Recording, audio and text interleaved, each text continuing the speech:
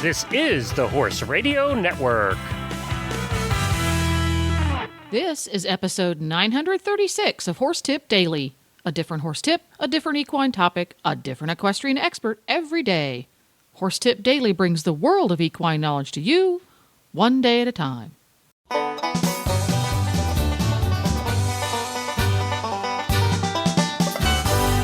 Greetings, horse people. Coach Jenn here, and thanks for tuning in to Horse Tip Daily. It's time again for another installment of Trading Tips with Michelle Bergeron of Right Lead Equestrian Center in Louisiana. Michelle is a graduate of Louisiana Scholars College, a North American Riding for the Handicapped registered instructor, British Horse Society certified instructor, and a certified instructor and judge for the World Side Saddle Federation. Today, Michelle and I offer up a few tips for keeping nature out and medications in when you're treating hoof abscesses.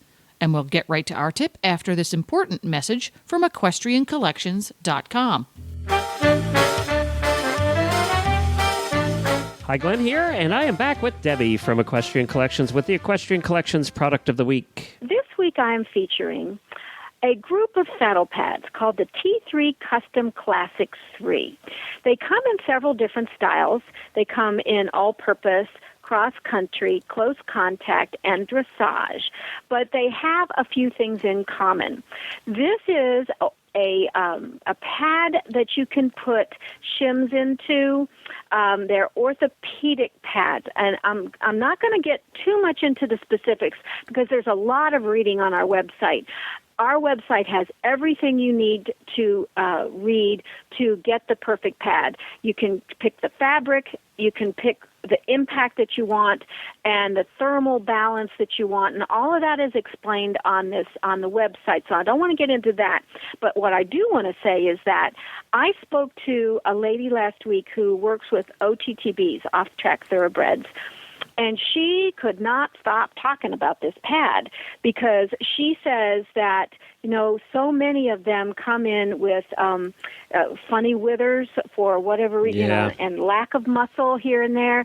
And she uses these pads, and she said she has absolutely been able to fit horses that doesn't fit anything else with this pad. And it changes. You know how a horse changes as he gets fit or gets some groceries, etc.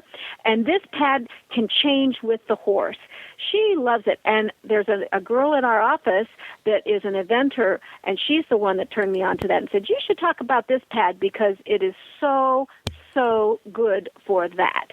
So I wanted to clue your listeners in. If you're having trouble fitting a horse and you don't want to buy a whole new saddle, because you have him in work and he's going to be changing, or you may have an issue with him, read up on these pads, and we have you don't have to go to a whole bunch of different places. You can just come straight to our site and look up the T3 Custom Classics 3 pads.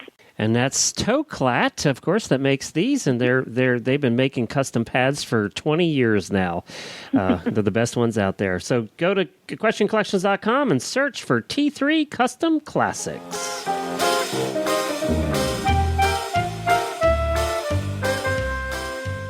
Welcome back to the show. My favorite gal to get together with on Helpful Hints, Michelle Bergeron from Right Lead Equestrian Center in Baton Rouge, Louisiana. And I hear you've got a tip because thing that was inspired by the exceedingly wet weather that you folks have been having down there lately. Yes. So necessity is the mother of invention in this case. It has been a abnormally wet winter for the second year in a row, and lots and lots of people here are fighting with abscesses. So I've got a tip for how to keep your horse's foot maybe a little more dry than you would normally this time of year. Shoot, because everybody needs to hear this, because it doesn't matter where you live in the country. At some point during your year, the soil conditions create abscess-favorable conditions. So right. Go for it. Right. So this was not my brainchild. I will give the credit where credit is due to our vet, Dr. French, a couple of years ago. It was wet, as it is here, and he says, we got to keep this horse dry. Well, hard to do. dug out an abscess, soaked it, treated it, did everything we needed to do, wrapped it up with a diaper. Well, now what? So he went out to the truck and he took an old fluid bag and cut the top off, flipped it over the foot, taped it down, and now we are waterproof. Huh. So he didn't even, now, okay, first things first, where does one get an old IV bag, or for a new one for that matter? Well, I guess I'm lucky because I'm just 10 minutes from LSU vet school. And now that all the clinicians are up on what we do with them, they're very easy to get. They just save the fluid bags, and my vet brings them out on the truck, or I can go up to the university and ask for some bags, and they'll run down to ICU and grab a whole handful of them. Probably if you asked your vet just to save you some, the small animal vet may not have a large enough bag for you. See, So PT Scooter could use the small animal size. Yeah, the ponies obviously can get away with Little tiny smaller ones. Yeah. Yeah. But you might want to talk specifically to your equine vet about that. So when you put the bag on, tell me the order of ingredients when you do this. What goes on first? The order and of second? ingredients? Yes. How's this go? So what we do here, and of course everybody has their own preference and their own special secret recipe for what they do. We'll have it cut out and soak it in Epsom salt. Dry it off as best you can, because you're going to retain some moisture from your soaking process. And some people put some Epsom salt directly onto the area, the sole abscess that they've cut out. Some people don't. I know last time I wintered in Florida, I was told to mix up some bran and some salt. I'd never heard that before. I know our vet now likes us to squirt some iodine. Excuse me. She also has a product called Magna Paste that we've used. We put, whatever your preferred concoction is into the bottom of a diaper, just a regular, baby diaper, and put the diaper around the hoof, and then make a little duct tape square where it's sort of a lattice or a herringbone maybe weave on your duct tape square. You put a bunch of pieces down, and you put a bunch of pieces across. Slap that over the bottom of the diaper. Put your IV bag over all of this, and we just tape it down with some surgical tape or vet wrap. I like to use the vet wrap myself, or Elasticon, if you can get Elasticon from your large animal vet. And you're good for, depending on if they wear shoes. If they are shod, they're going to wear through that, obviously, a lot quicker than if they're barefoot. But I've got one standing up at the farm right now who's had his bag on since Monday morning, and today is Thursday. We're going to pull it off and have a look, re-soak it. And obviously you want to talk to your vet about how often they want you to soak it and what sort of treatment you want to do, because, of course, we know every situation is different. Yeah. Well, half the battle, though, is keeping whatever you put on their foot and keeping Mother Nature out. That's half the battle. Well, and when we were just using just the diapers and the duct tape, even if they're inside, it's just a losing battle. Yeah. You go back and replace the thing sometimes more than once a day. And if you're boarding and you have to pay someone to do that, this is an expensive endeavor. If you're not boarding, I mean, who, I guess maybe the independently wealthy people can just sit around and stare at their horse all day and jump to it and, rewrap their foot 3 times a day. But I don't know very many people in the horse world like that. They're off having a job and taking care of their home and their children and their dogs and everything else that has to be done. This treatment on this horse needs to stay there for at least 24 hours. Yeah, and exactly. we've had great luck using these bags. Cool. So this is Convenient. this is one of those tips, folks. First, make a batch of cookies.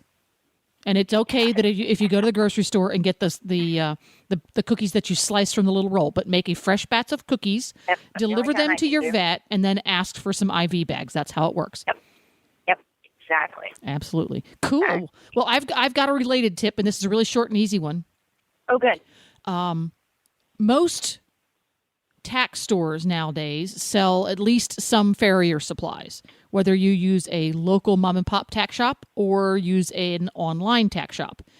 And a really handy thing to have around is a pad like you would put under a horseshoe. I prefer the leather one, but you can get the plastic ones. They come in a million different kinds and sizes and colors and shapes. But get an inexpensive one. The next time your farrier comes out, have your farrier cut it to the shape and size of your horse's foot or thereabouts. It doesn't have to be perfect. And the next time he rips his shoe off and he has to be walking around on various and sundry pokey surfaces like roads and rocks and this and that, and you want to protect the bottom of his foot, all you have to do is take that pad, slap it on the bottom of his foot, and tape the dickens out of it onto his foot. And and I've even used really that. a good idea. Yeah, I've even used that on horses who have to be barefoot for an extended period of time because of abscesses that are growing out or bruises. We can't put a shoe on. Right. And not all horses get along with hoof boots. That's true. I've had horses that the boot just doesn't work, but the tape-on pad did, and it was pretty handy. And what I did is at the quarters, about where you would see quarter clips on a horseshoe, Right. and then behind the widest part of their foot, on the back quarters, I cut little tiny notches out. So the first layer of tape that went on didn't have an edge to it. It had that little notch cut out. So I would X that first layer of tape on, and then the second layer of tape, it was add-ons. But I found that worked really well. Just buy a really inexpensive pad from a horseshoe or farrier supply store or from your tack shop. You can get an inexpensive pad for about $3.50.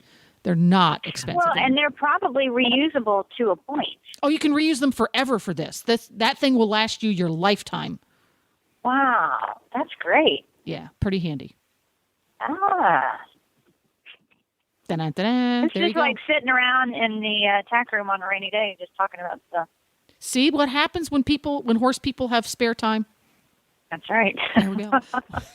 Well, thank you again, Michelle, for stopping by and helping us out. Give folks your website address. www.rightlead.com. Well, there you go. You can listen to all of Michelle's tips at horsetipdaily.com by going to the experts drop-down menu on the left. And you can also follow Right Lead Equestrian Center on Facebook at Right Lead Equestrian Center.